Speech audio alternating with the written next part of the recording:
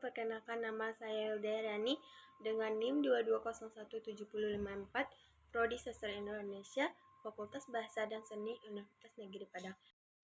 Hubungan kenyataan dengan karya sastra atau sosiologi sastra.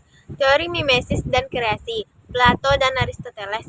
Plato dianggap sebagai pelopor teori sosial karya sastra karena teori mimesisnya.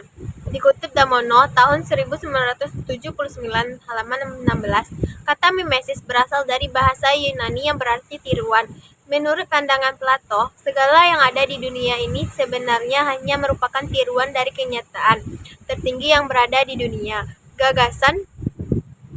Pandangan Plato tersebut tidak dapat dilepaskan dari keseluruhan pendirian filsafatnya mengenai kenyataan yang bersifat hierarki.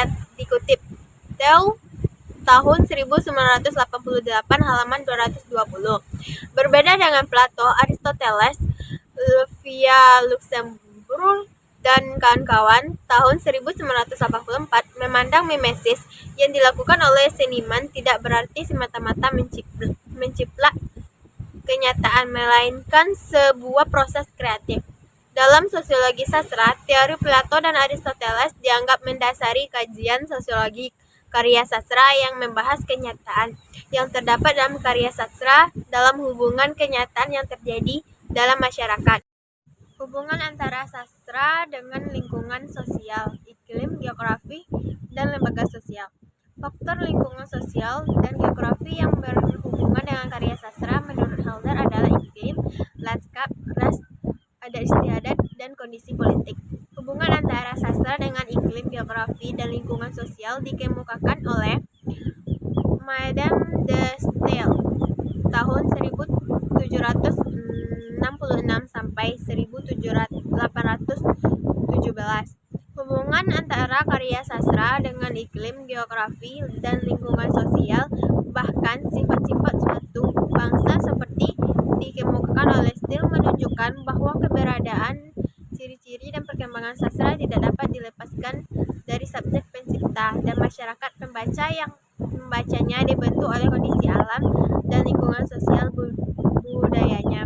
Artinya konteks sangat berpengaruh terhadap keberadaan dan perkembangan sastra suatu bangsa. Pendekatan mimesis dalam mengkaji sastra.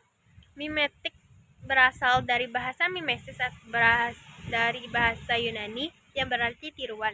Pendekatan mimesis atau mimetik memandang karya sastra sebagai tiruan atau pembayangan dunia kehidupan masyarakat.